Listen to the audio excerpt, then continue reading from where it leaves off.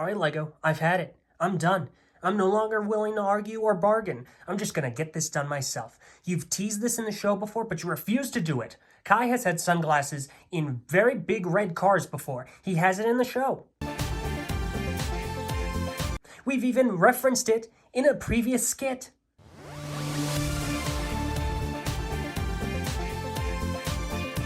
But still, you have a giant red car right here and no sunglasses. So you know what? Fine. I did it myself. See? This could be you. Yet you're playing. So there, I've done it. Now he can ride off into the sunset.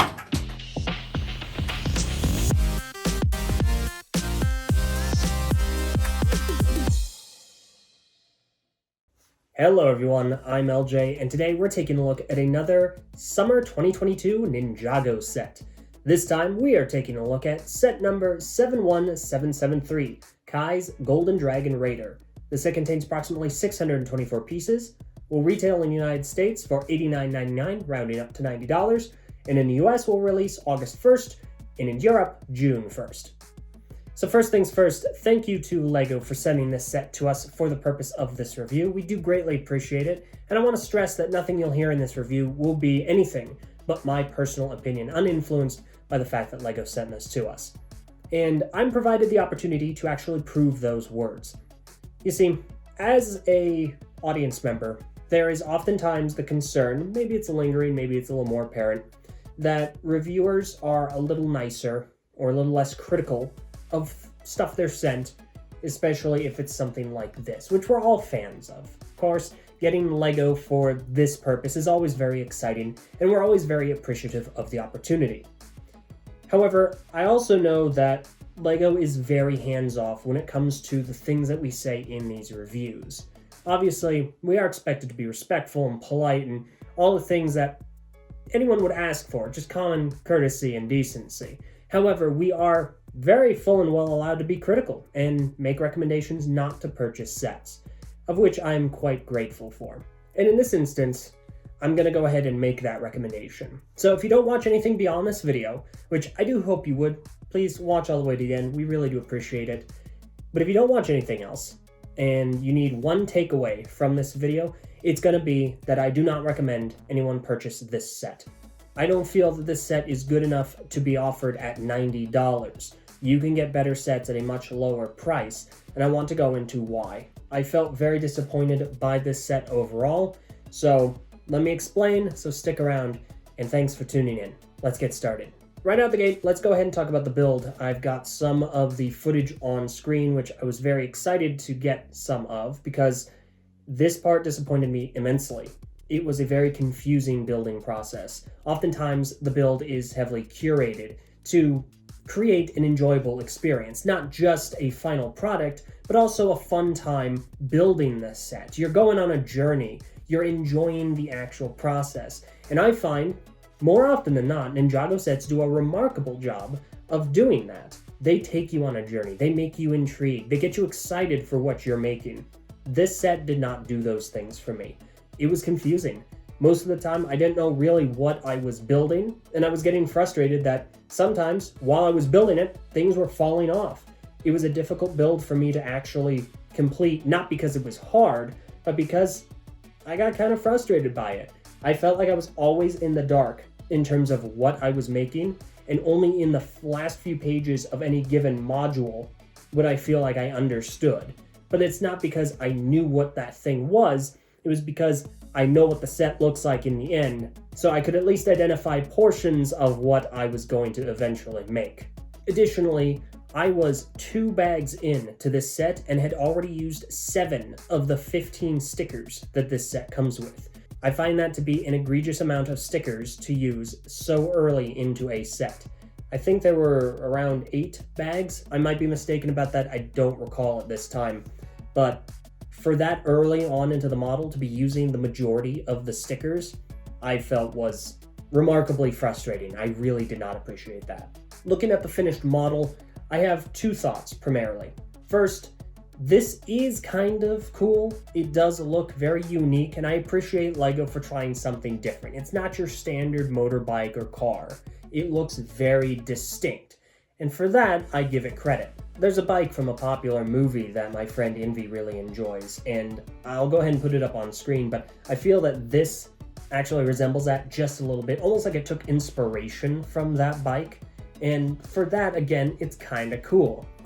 Unfortunately, my other thought is there are a lot of small things that add up that make me kind of perplexed as to how this got through design. And they're not terrible things, they're more just nitpicky things. Like toward the top, you have a bunch of different shapes and angles that go into each other that do not actually work. Like you have flat surfaces going into curved surfaces. In the back, you have studded surfaces when the rest of the vehicle is smooth. There are a lot of textural inconsistencies, especially in the bulk of this vehicle's design. Toward the front, not quite as much. It's a lot more streamlined, it's a lot more coherent. However, in the back especially, it feels as though a lot of the design work was just to get it to stay together, and it needed a little more refinement. I feel like there could have been maybe some other piece choices that would have helped this feel a little more cohesive, like it was a vehicle that was designed to be a vehicle and not just designed to not fall apart. Like it just feels like it needed a little more time and a smidge bit more refinement. The color scheme looks good. It's a pretty straightforward Kai looking vehicle, though it is missing a lot of those bright fiery reds and yellows that I'm expecting. It does have fire engine red, and that is accented by gold pretty significantly. It does also have dark gray, black, and a transparent orange windshield. The vehicle has a handful of functions, most of which alter its shape significantly. In the back, and this is the predominant one, you can fold the back two wheels up or down. If you bring them up, then the vehicle becomes flat. It becomes a lot more streamlined. You have two small wheels on the bottom to help it roll and prevent it from drooping down too excessively. You can also fold them down, and it turns essentially into a tank of sorts. It looks very almost Beetle-ish. It's kind of a unique look, and I appreciate that functionality, that option to do so. It also does take those small wheels and moves them up off the ground, so you're really using most of the big wheels for weight distribution. Additionally, what you can do is the front two wheels independently can move outward. This splays them out, it prevents the vehicle from driving of sorts, and turns it into, in my opinion, more of an anti-aircraft device. It looks like it's bracing for a large amount of artillery to be shot from it. And I think that's kind of cool. Again, I do appreciate the unique value of this vehicle, of its shape. It looks, again, kinda cool. And the fact that you can change it into so many different kinds of modes is really impressive. This also helped alleviate a concern I had when I was building it, because some parts of it were, again, unclear. Up here you have two large blade-like pieces, and by blade-like pieces, I'm talking about the two blades on either side. There are 4 blades in total. They're gold mixed with this transparent orange, and they look really good. I like them. They're big figure pieces that we got very recently, this wave, and I'm excited to see what people do with them. Well, these are on an axis.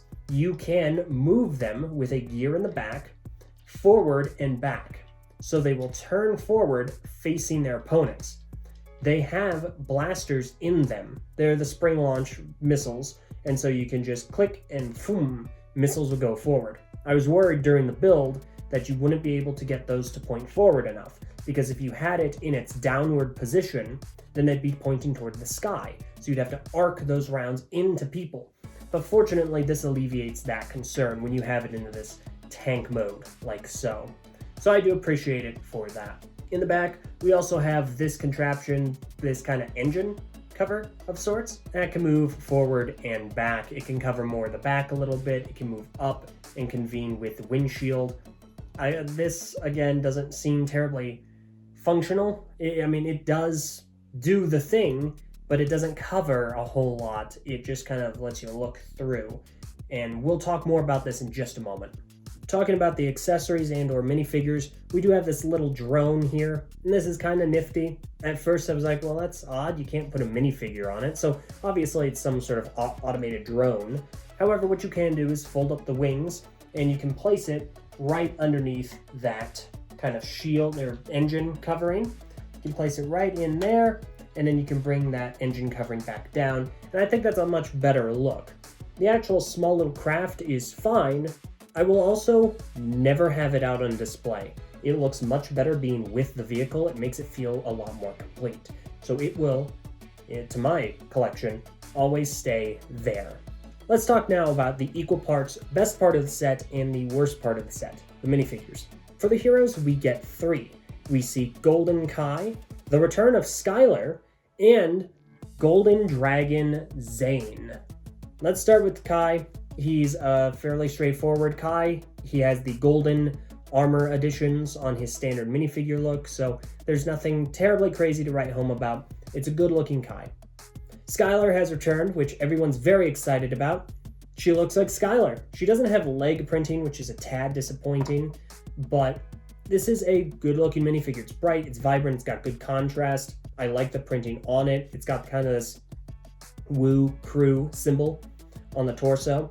The hairpiece is of course bright red, it's very accurate, and the face print is dual molded. The first half looks very smug and, Skylar-like. On the back it's a battle face, and she has white markings, like streaks, kind of like she's ready for battle. And that, it's fine, but I would have just liked the regular grimace personally. I'm not big on the whole battle face markings. So, good minifigure. We also get this shoulder pauldron piece back so she can store her swords, and I don't recall seeing that for a while. I'm happy to see it's back now. Finally, Golden Dragon Zayn. This is a super impressive minifigure. I'm a huge fan of these. This one is really good. The torso printing looks phenomenal. It blends very well into the leg printing, which is transparent. The arms are transparent as well. It's got this very good icy crystalline look to it. It looks super elemental. I'm a big fan of this hood piece. It's half hood, half dragon head. It's very well sculpted, and again, it's kind of merging into that transparent blue. The wings are also really cool to see. This, what is this, shoulder, the pauldron piece is a new piece, so you can connect these wings on pin axles, blue pin axles. I'm not as jazzed about the melding of the colors on the wings. It's this light blue and the gold. On the hood, it looks fine. On the wings, it has this almost green tinge to them, which I'm not thrilled about. Regardless though, this is a really cool minifigure. I've been enjoying the other ones very much, but this is the only one that I've gotten to actually review and mess around with. It looks excellent. Let's move on to the minifigures for the villains. I'm going to start off with the best one, and that is General Mr. F, formerly known as Mr. E, because no one knew who he was. This is a cool update to the character. I don't believe that the torso or the legs are exclusive to this figure. I think they are used on other characters as well, but it's a cool design. It's got that very crystal army general look to it. We also do get this new shoulder pauldron piece, which again looks very good. His face print is the same design as his original one from Sons of Garmadon. However, it's pink instead of red, so that's a neat little update. The helmet I'm not a huge fan of. Before he had a motorcycle helmet, now he has this samurai helmet with the same red visor. A, this would have been a good opportunity to make this visor pink, and B, I'm not sure how thrilled I am by that combo. I feel like it clashes a little too much. He's got this cool new sword piece we've seen in some other sets, and you can put Zayn's shurikens of ice on there. And I think that's a neat idea. The sword has a lot of functionality, I think. It's got a lot of connection points. So I'm excited to see how that gets used. It's cool here. The other 3 minifigures are all variants of Vengestone warriors and or other things. There's 1 brute and 2 warriors. And we've talked about these before. The head designs are very cool. The head mold is 1 piece. It's very good. The design work on these characters is again very good. Unfortunately, this $90 set has 3 of these characters. 3 of the 7 minifigures here are exclusive to this set, that again costs $90. So while these are cool minifigures, you can also get them in less expensive sets that will give you more bang for your buck. It would behoove me to mention there are golden weapons in this set. I'll go ahead and show you all of them here.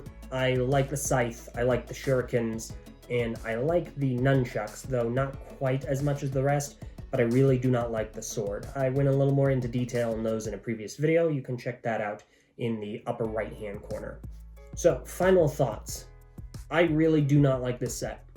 I think that as a play vehicle, there is merit to it. It's very unique. It's got a really creative spin on things, and I would have liked to have seen that just refined a tad more.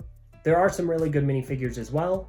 Golden Dragon Zayn, Skylar, excellent minifigures, and I think fans are going to really want to get their hands on those. However, in my opinion, you shouldn't get these minifigures from this set. You should not buy this set. It is $90 for less than 700 pieces.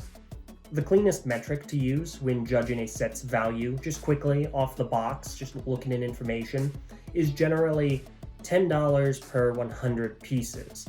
So a set that is 100 pieces, you could probably get away with buying it for $10 and feel good about that. That's not a bad price per part ratio.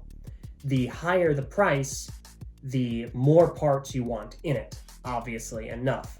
There are different variables which will change that, and it is not a binding metric. It's just a quick and easy one to use. In this instance, this set, if we go by that 10 per 100, should be $60. It should not be $90. It is nearly the cost of a $100 set, which you would think would have 1,000 pieces. So we are $30 more expensive, and I'm not totally sure why. Because there are other sets that will include the pieces seen here, that include the blade pieces, even these orange and gold ones, that will include a golden dragon ninja minifigure, that will include a golden suit minifigure, that will have exclusive minifigures. Nia's Samurai X mech is $120 for just slightly over 1,000 pieces. So for $30 more, you're getting most of the same pieces, albeit in different colors, more of different pieces, and around 400 more pieces than this set. You're also getting a giant mech, you're getting a dragon build, you're getting a ton of exclusive minifigures. Woo, Garmadon, Nia in her samurai outfit. You're getting a Golden Jay. You get Pythor, you get the mechanic, and then you'll still get one of these Vengestone villains. Everyone will feel personally different about what they value in a set. That I totally understand. So if you're a fan of Kai, you might very much enjoy this, and you're willing to save up to purchase this set, and that's perfectly fine. No one would, or at least no one should, disrespect you for that choice. That is yours to make. In my opinion, though, I don't think anyone should have to. This should be significantly lower. I would not personally pay any more than $80, and that is being ridiculously generous. This is not an $80 set either. I would not pay any more than $80. In fact, I would squarely place this at $60. At most, I would put this at $65, and you would be trying my patience at $70. But under no circumstances would I ever pay $90 for this set. It's not refined enough in my opinion. You do not have enough minifigure exclusivity to warrant that cost, and you do not have enough specialized pieces that you can't get in other sets that are cheaper and that are more well refined in this set. So again, if you have to take anything away from this video, it's that I do not recommend this set. If you want these minifigures, Bricklink is owned by Lego now. Go to Bricklink, part them out. They might be a little more expensive than you're willing to pay, I'm not sure, but I would encourage that more than paying the absolutely, in my opinion, unreasonable price that this set is trying to get you to pay. But by all means, if you disagree, please let me know in the comments below. I'm curious to see if you're interested in buying this set, why, and how much do you feel you're willing to pay for it? Is it the full 90? Would you like to try and get it on clearance? Are you going to try and use VIP points on it? Let me know in the comments below. I would love to hear some alternative perspectives and differing opinions. I think that's always fascinating, and I'm more than happy to be proven wrong about something like this. But again, this is just my personal opinion. I don't think this is a $90 set, and I cannot ever recommend or encourage anyone buy it for anything close to that. That about does it. Thank you so much for joining me for this review. Again, please tell me what you think in the comments below. I'd love to hear your thoughts. And of course, Join me next time when I review one more Ninjago set. Spoiler alert, it's a 4+ set, so please join me over there, and I'll see you all next time. Farewell.